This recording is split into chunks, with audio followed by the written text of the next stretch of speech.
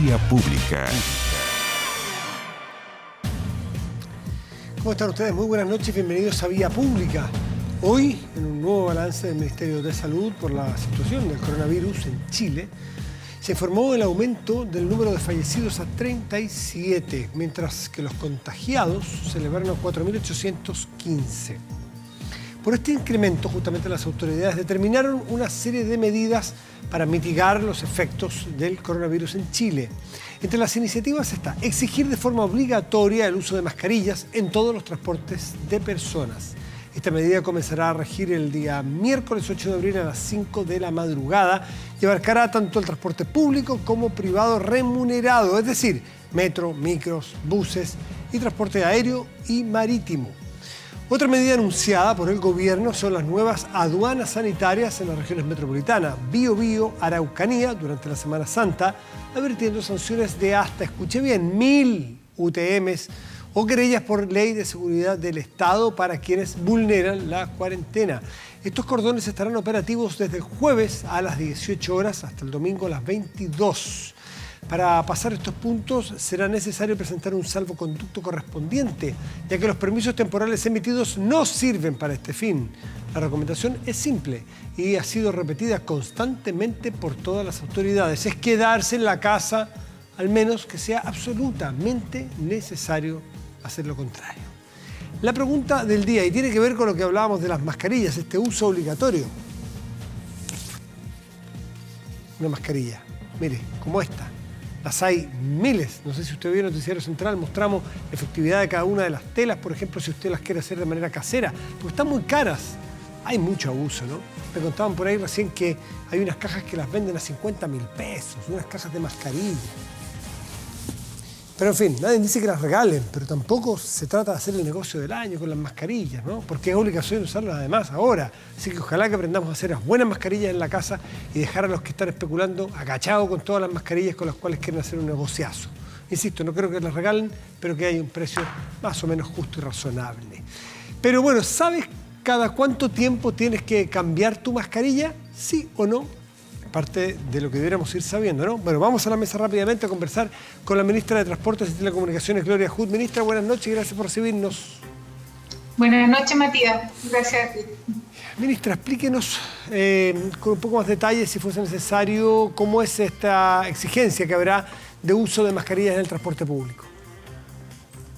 Sí, efectivamente, una nueva disposición de la autoridad sanitaria determina la obligatoriedad de usar mascarilla en todos los modos de transporte público. Eso significa buses, metro, ferrocarriles, todos los buses urbanos y rurales en regiones de alcance nacional, todos los barcos, por ejemplo, de conectividad suraustral, que tenemos muchos servicios subsidiados. Son todos aquellos lugares en que hay una probabilidad mayor de interactuar con otras personas en distancias menores.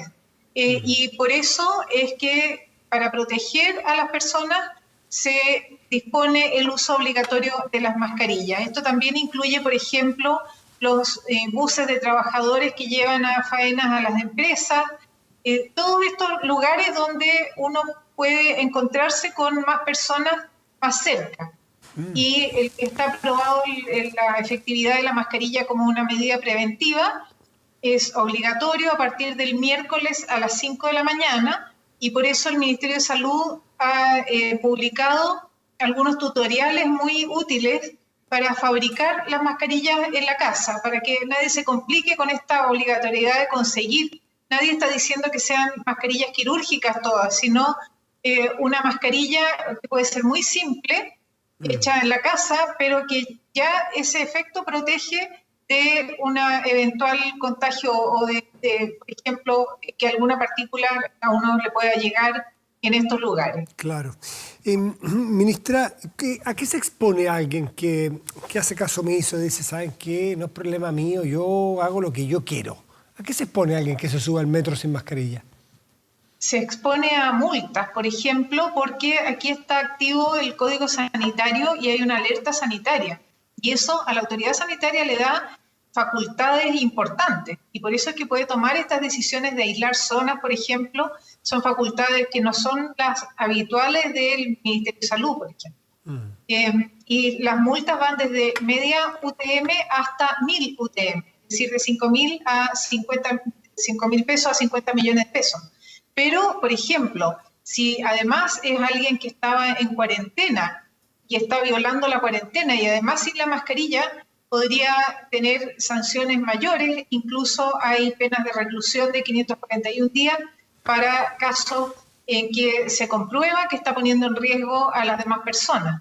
Así que es una recomendación también basada en el autocuidado y en la precaución de cada uno respecto a sí mismo y a los demás. Así vamos a tener una convivencia y vamos a poder desarrollar la vida lo más normalmente posible, pero evitando que estas instancias de cercanía se traduzcan en un riesgo para las personas que están expuestas a eso. Ministra, ¿va a haber grupos o personas fiscalizando y multando o va a haber gente impidiendo el acceso a determinados medios de locomoción pública o transporte público? No, para poder controlar el acceso no tendríamos, y la autoridad sanitaria no tiene los medios para controlar universalmente. Esto en realidad es de alcance nacional, así que sería imposible. Pero hay patrullas sanitarias en todo el país y esas patrullas sanitarias a veces son funcionarios del Ministerio de Salud o acompañados por carabineros o por patrullas militares. Así que controles aleatorios van a existir y la idea es que todos nos preocupemos de llevar nuestras mascarillas, sobre todo cuando estemos en lugares donde hay más gente en el entorno. Estamos más que avisados. Desde el miércoles, a partir de las 5 de la mañana, prácticamente salir de la casa con mascarilla. Ya tiene que ser como el uso de nuestra billetera, de nuestro teléfono, que salimos la gran mayoría con teléfono, las llaves de la casa y una mascarilla, porque más allá del transporte público, por ahí va a ser obligatorio. Ministra, eso es bien importante, Matías, que estas medidas toman un tiempo hasta que las personas las internalizan. Así que difundir esto mañana es muy clave para que el miércoles todos puedan partir sus viajes con las mascarillas. Ministra, quiero pasarle al otro tema que compete a su ministerio, que tiene que ver con el uso de usted, transporte y telecomunicaciones, el uso de las tecnologías para enfrentar la pandemia, porque sabemos que una cosa es la cuarentena, la separación social, las vacunas para algunas cosas, influenza, en fin, pero la tecnología, ¿en qué nos puede servir? Porque hemos leído mucho, pero en Chile, ¿se está aplicando? Primero, puedo referirme a los casos que conozco y que han sido exitosos. Israel, por ejemplo, usó tecnología basada en señales de celulares y se podía identificar a las personas y su cercanía y detectar si un contagiado había estado en contacto con otros y trazar con bastante precisión esos contactos y posiblemente eso ayudó mucho. Después Corea tuvo otra aplicación tecnológica y consiste en una aplicación en que cada persona, y está muy basado en la responsabilidad ciudadana, reporta sus condiciones, su estado de salud, su sospecha de síntomas, por ejemplo, y con eso las autoridades sanitarias entonces pueden rápidamente hacer el examen y confirmar o descartar el caso y aislar a las personas que estuvieron en contacto. Después hay otro software que acabo de ver muy interesante de Telefónica, que hizo con registros de las pasadas de celulares por antena de todos sus clientes, unas bases anonimizadas, pero del grupo completo, para ver los desplazamientos y ver si había disminución o no de los viajes y respeto o no de las cuarentenas. Y eso así que hay muchas herramientas tecnológicas interesantísimas y la aplicación de ellas depende de dos cosas, a mi juicio. Uno es de la protección de datos y cuánto uno puede usar registros, por ejemplo, de la trayectoria de un teléfono celular. Cuando una persona va con su celular y atraviesa la ciudad, va dejando una huella en cada una de las antenas hacia donde se conecta ese teléfono. Así que es posible trazar su recorrido. Pero está el tema de la privacidad de los datos. Sí, ministra, pero y por otro lado, está la necesidad de relacionarlo con los datos sanitarios, digamos, los datos de registros de contagios, de exámenes. Entonces son dos mundos de mucha información que no es tan fácil relacionar rápidamente. Sí, ministra, pero se están haciendo cosas en Chile por lograr eso. Ministra Hood, digamos, si se logra en un plazo corto y ayuda a predecir. Ministra Hood, usted dice, claro, hay que preservar la intimidad, el derecho a la información, la privacidad que cada uno tiene, pero usted también mencionó anonimizar, o sea, hay una tecnología o hay posibilidad de tener bases de datos de movimientos sin necesariamente que todos manejen los nombres de esas personas. Podría ser utilizado en términos excepcionales, pero también hay algo interesante. Estamos en un periodo de excepción constitucional donde sabemos que algunos de nuestros derechos son justamente limitados en el bien superior. Entonces, me gustaría saber si ustedes están explorando la posibilidad de utilizar los datos que entregan las compañías de teléfono móvil para poder hacer seguimientos en esta cuarentena o en esta necesidad de enfrentar el COVID. Yo puedo referirme a lo que sé que se puede hacer, pero la decisión está en manos de la autoridad sanitaria y es lo que me parece más correcto, además que es lo que la autoridad va decidiendo y con qué datos trabaja y con qué herramientas. También es una decisión que está un poco fuera de mi ámbito de decisión.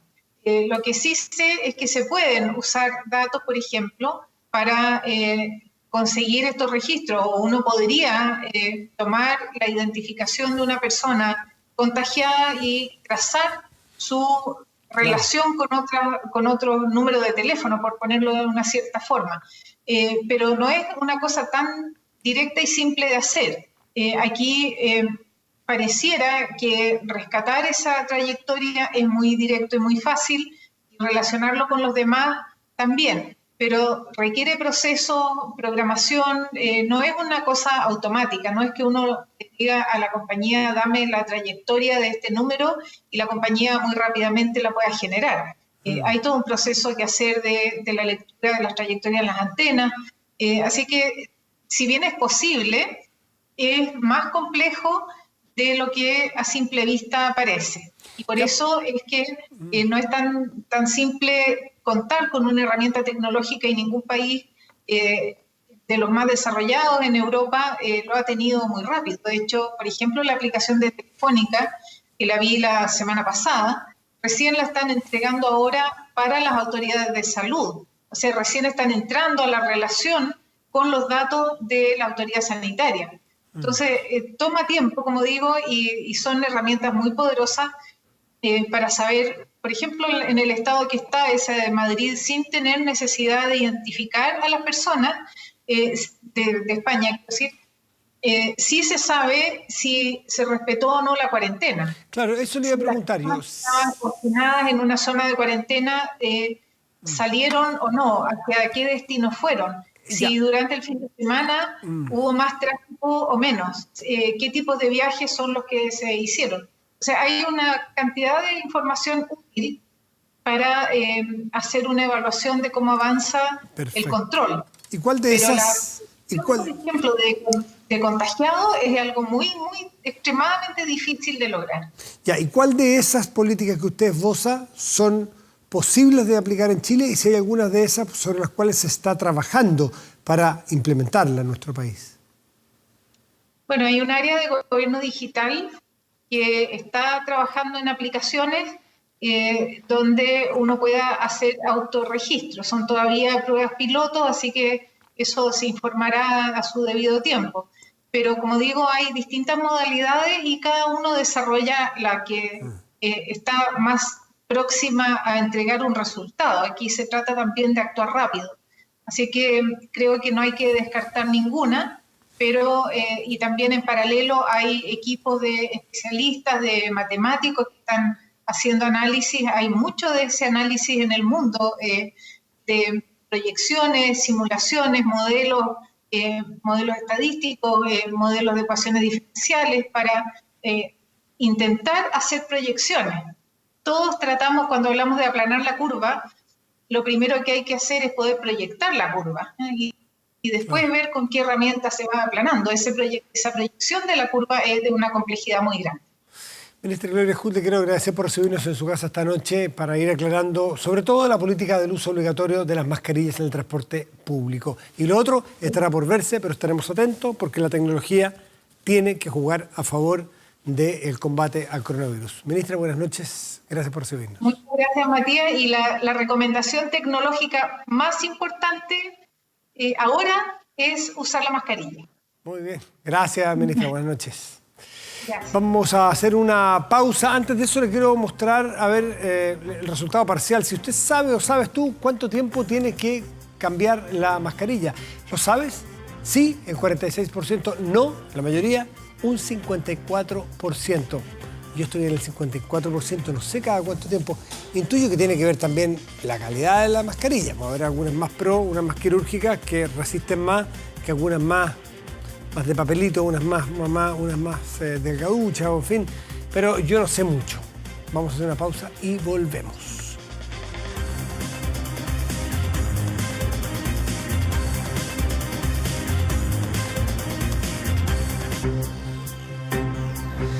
Ya estamos de vuelta aquí en Vía Pública y vamos a entrar en un tema en el cual uno no quisiera entrar nunca porque toca un tema que es de por sí doloroso, de por sí que uno quiere sacarle el bulto, para ser bien franco, que tiene que ver con los protocolos funerarios respecto de una pandemia como la que estamos viviendo. Pero no podemos sacarle el bulto a esto.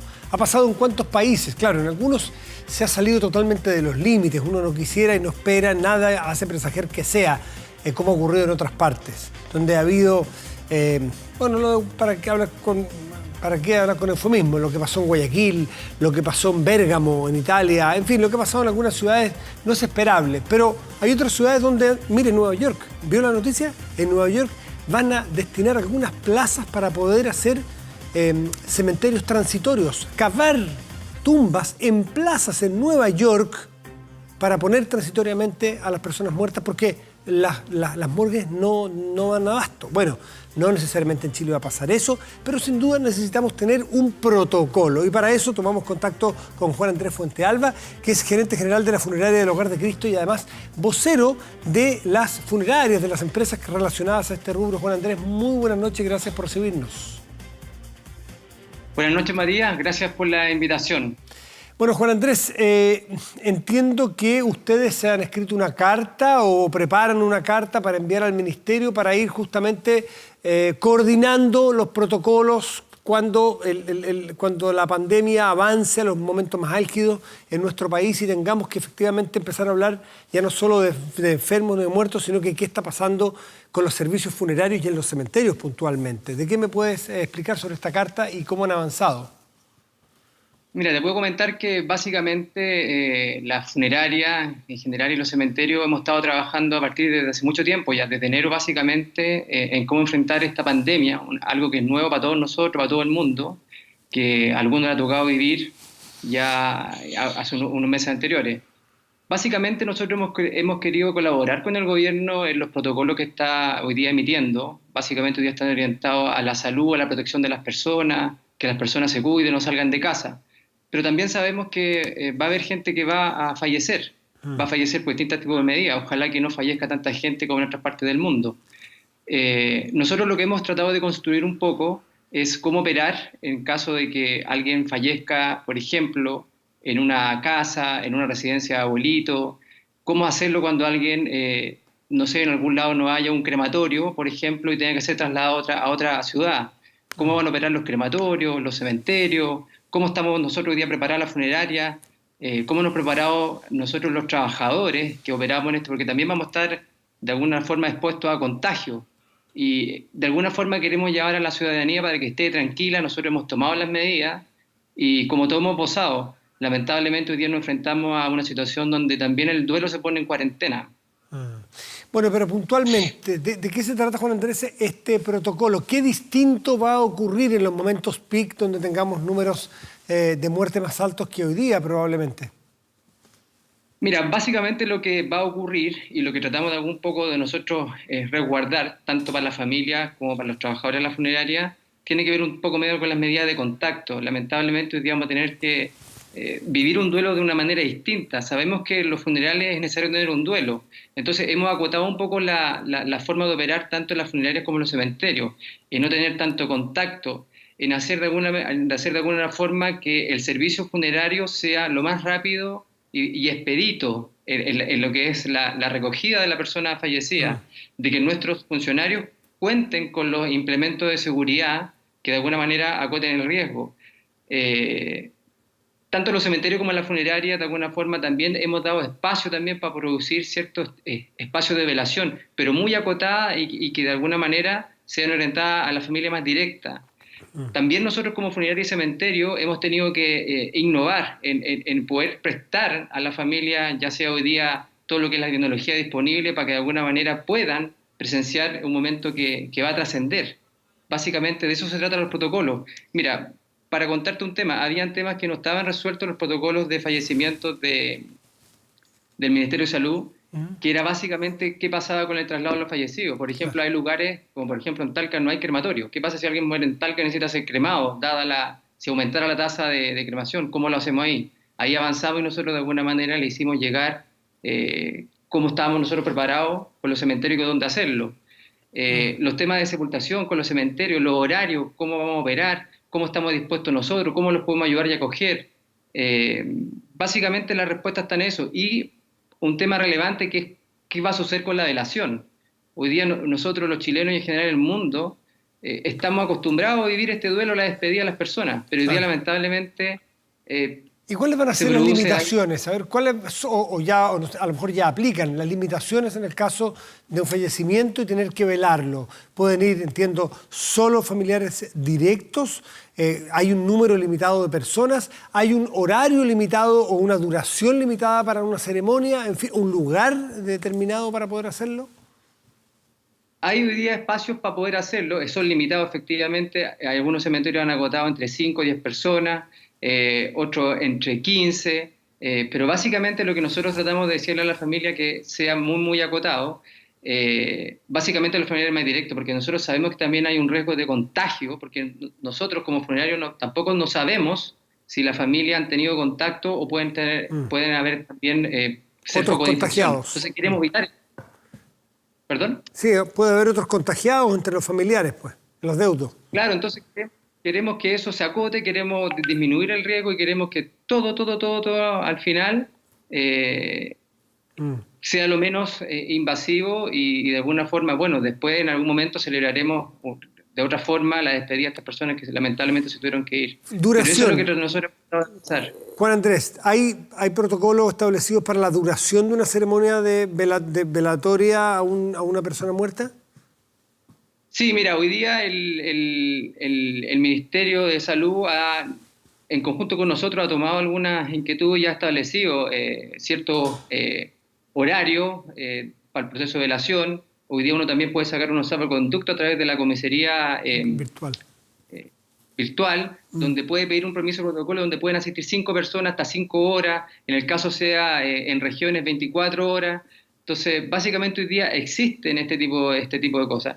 Nosotros llevamos también a la ciudadanía que se entere, tome contacto con las funerarias, que cuentan ya con su protocolo, tienen información disponible para que no se produzca de alguna forma esta desesperación de poder ver qué es lo que ocurre o lo que no ocurre. Traslados, ¿qué pasa con una persona que muere en Arica y que su familia estima que tiene que ser sepultada en Santiago, o da lo mismo, otras 2 ciudades distantes?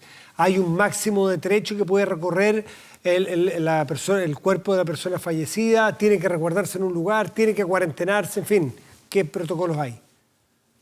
Mira, hoy día el protocolo que existe en el caso de una persona, el ejemplo que tú das, si falleciera ya, hoy día se puede trasladar a Santiago. Lo que nosotros hemos dicho que de alguna forma, en lo que respecta a lo que es el funeral, sea lo más acotado posible. Nosotros podemos trasladar a la persona, contamos con los mecanismos y contamos con este caso de los ataúdes, todo el implemento para que de alguna forma evitar un poco el contagio. Sabemos que las personas de alguna forma a veces trabajan. Un ejemplo clásico es la gente que trabaja en el norte y vive mucha gente en Santiago.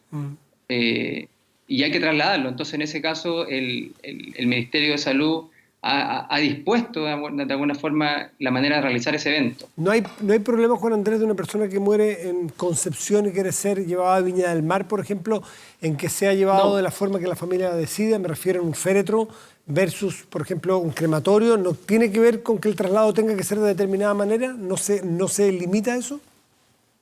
Mira, hoy día generalmente no. En algún principio la entidad sanitaria había sacado un protocolo donde se limitaba a eso, pero después nosotros dimos a entender de que en algunos lados que no había crematorio era como más complejo. Entonces hoy día, de alguna forma, la funeraria debemos sacar los ciertos permisos que otorga, en este caso, el Ministerio para poder hacer el traslado sin ningún inconveniente. Ahora, ¿qué pasa en los cementerios? La capacidad, no la capacidad de sepultar personas, porque me imagino que son muy grandes y eso no se copa, pero sí la capacidad operatoria de un cementerio. No tiene capacidad de operar o de sepultar a muchas personas en un día. ¿Qué planean ustedes para los días de contingencia que Dios no quiera que llegue a esos niveles muy álgidos de otras partes? Mira, esperemos que no suceda, pero todos los cementerios han tomado las precauciones en el caso. Por darte algún ejemplo, no sé, algunos cementerios han contratado estas cámaras de refrigeración para poder, en este caso, que en el caso la cremación aumente y su capacidad se vea de alguna manera puesta en duda, tener esa disposición y poder contar para poder meter el cuerpo fallecido a un proceso de congelamiento hasta que se produzca la operación normal. Ya, eso está previsto. Está previsto, o sea, es lo que yo contaba en un principio. Todos nos hemos preocupado para que, de alguna manera, entregar la tranquilidad a las personas. Todos tenemos harto tiempo trabajando en esto, sabemos lo complicado que es y no queremos que nos pase lo que acaba de pasar en Italia, ahora en España, lo que está sucediendo en Ecuador. Quiero de alguna forma llamar a la tranquilidad. Nosotros como Funerario Hogar de Cristo llevamos mucho tiempo viendo este tema. Hemos convocado en esta mesa también de trabajo porque queremos de alguna forma sensibilizar a la familia de que esto ojalá no ocurra y ojalá que no pase más allá. Eso va a depender de cada uno. Si la autoridad de todo el mundo ha dicho que por favor nos cuidemos, nos quedemos en casa, no tratemos de no contagiarnos porque al final esto nos pega a todos. Absolutamente. ¿Y capacidades de funerales, capacidad de sepultaciones están garantizadas? No me refiero a las grandes ciudades de Chile, probablemente hay otros poblados menores, ciudades medianas que a lo mejor uno supone que los cementerios tienen capacidad, pero a lo mejor en una eventualidad más urgente y agobiante no la tienen. Mira, como te he dicho, todos los cementerios en general han dispuesto y se han anticipado a que esto, tener una capacidad mucho más de la habitual que ellos tienen. Nosotros sabemos que, por ejemplo, en regiones hoy día está sucediendo una alta tasa de defunción en la 9ª región, sí, cosa que no se había dado. Pero los cementerios de la zona, tanto crematorios que también existen allá, tanto como funerarias, habían estado anticipándose a este tipo de eventos para poder, de alguna manera, cuando se produzcan, las mayores tasas de defunciones que deberían producirse desde la quincena de abril, mayo, junio, julio, agosto, que es cuando más muere gente, no se produzca como este exceso de sepultaciones y no podamos de alguna manera prestar el servicio como corresponde. Juan Andrés, y por último, ¿qué pasa con los precios? ¿Qué ha pasado con los precios de los nichos, de los servicios funerarios, de los traslados, de los cajones, no sé cómo se dice así en forma más políticamente correcta? Me imagino que se ha mantenido porque, así como suben las mascarillas algunos, podría ser que algunos servicios funerarios se dispararan en los precios en estas circunstancias. Mira, nosotros creemos que no debería suceder. Yo invito igual a la gente de alguna manera a cotizar, pero no debería suceder. Ninguna persona de las que hemos estado en la mesa de trabajo y nosotros como funeraria también, como en empresa social, no estamos hechos para eso. O sea, al final, como decía el padre Hurtado, toda persona necesita tener una digna sepultura, da lo mismo que haya sido. Por lo tanto, el propósito de nosotros es prestar la colaboración a la familia, los precios están determinados, los precios no se han modificado y eso tampoco no debería suceder. Ya, los precios los precios en el Hogar de Cristo no se han modificado, pero tú eres representante o vocero en este caso de las funerarias. ¿Han detectado ustedes que servicios funerarios que han subido los precios en esta crisis? Hasta este momento no lo hemos detectado. Ya. y estamos muy atentos a que tampoco no ocurra. Sabemos que hoy día estamos viviendo también una crisis bastante fuerte en lo que es lo económico y tampoco queremos aprovecharnos en este momento de la familia. Creemos que esto es un tema que nos toca a todos y queremos también de alguna forma colaborar en esto. Perfecto. Juan Andrés Fontealba, gerente general de la funeraria del Hogar de Cristo y vocero de las funerarias, de empresas de servicios funerarios en general. Muchísimas gracias y estaremos atentos entonces a estos protocolos que ojalá no se activen de la manera urgente como en otras partes y que se mantenga todavía acotado el daño que está sufriendo nuestra sociedad, que aunque sea uno, ya es un daño dolorosísimo, pero todavía no lo que ocurre en otras partes. Juan Andrés, muchísimas gracias. Que estén muy bien, chao.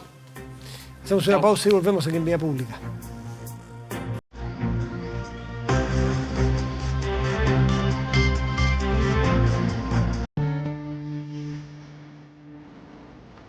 Vamos de inmediato a nuestra pantalla y revisamos el resultado. La pregunta que le hicimos, si sabías cuánto dura una mascarilla.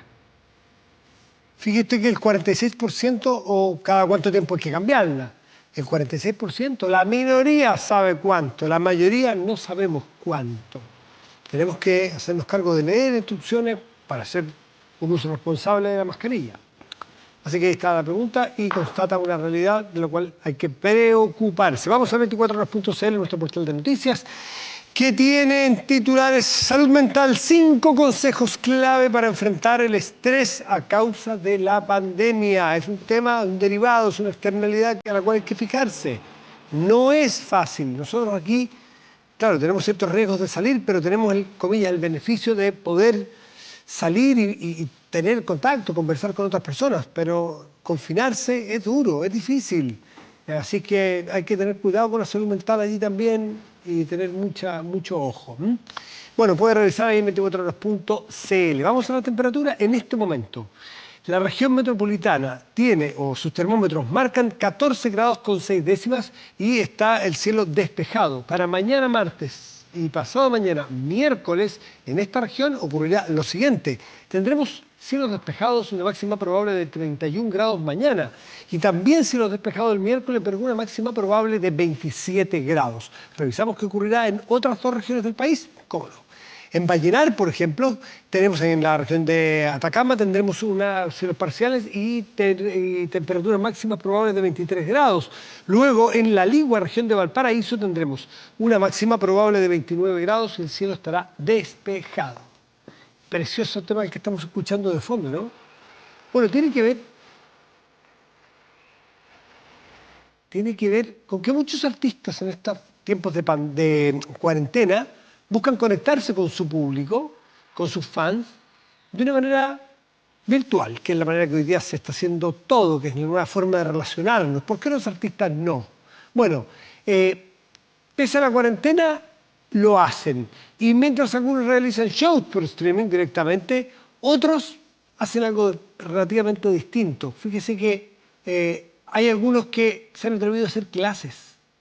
¿Qué le parecería tener, por ejemplo, usted a Brian May, histórico integrante de Queen, haciéndole clases de guitarra?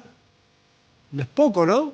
Es interesante ver cuáles son sus métodos, cuáles son sus trucos, cuáles son sus enseñanzas. Bueno, Brian May, justamente integrante de Queen, hizo durante los días de aislamiento social, ha aprovechado para dar verdaderamente cátedras a través de su cuenta de Instagram para aprender a tocar guitarra. Suena simple, ¿no?